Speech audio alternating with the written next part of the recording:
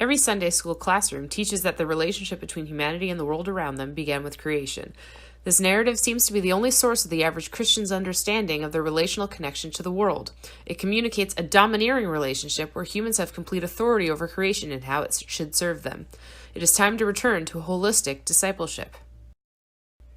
Some theologians and scientists choose to utilize the term Christian environmentalism. The use of this term can be counterproductive.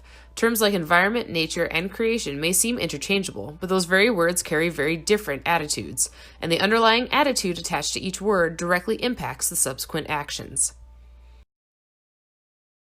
The importance of environmentalism is conveyed in one of two ways: saving the environment for the sake of the environment, or saving the environment for the sake of humanity. Another term used is nature, but things that occur naturally do not have any creative source, so this term separates humans from the rest of the world. Humans live amongst nature but do not consider themselves of nature.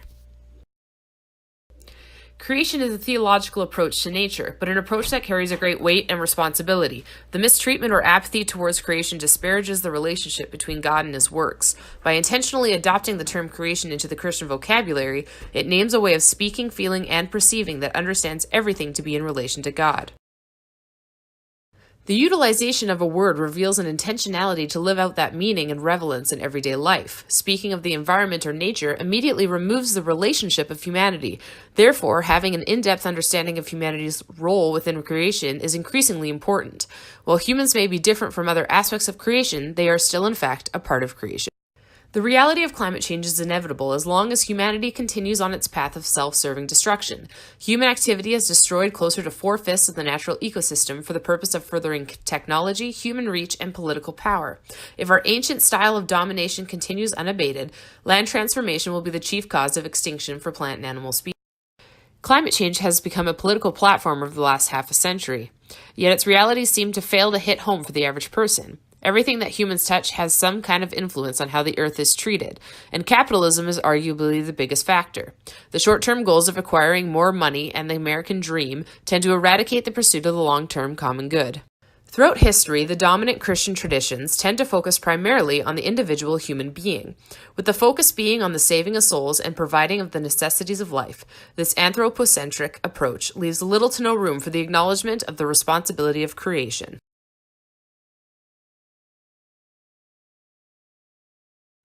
God has seen fit to delegate to humans a limited authority to care for his creation. While the story of creation in Genesis initiates the understanding of the relationship between God, humanity, and creation, this understanding is not fulfilled in the first 2 chapters alone. In fact, it is the entire narrative of Scripture that paints a clear picture of the responsibility of humanity regarding the care of creation. The concept that the world and all that is within it is created by God and for God should instantly grant creation a certain level of respect. This means that all of creation has value in its own right, and Christians must recognize the respect required for the way that creation is treated. Not only are humans made from the ground, but they are made for the ground with a specific task or vocation in mind. The Israelites intentionally referred to the world around them as creation, or God's created order. This intentionality derived from the understanding that the world was not natural, but in fact was fully reliant and sustained by its creator, and acted as a dwelling place of God.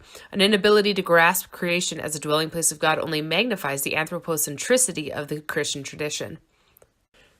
The vocation of humanity on earth from the beginning was to serve and guard the world around them. Some may argue that the emphasis of humanity's role adjusts its focus in the New Testament to the Great Commission.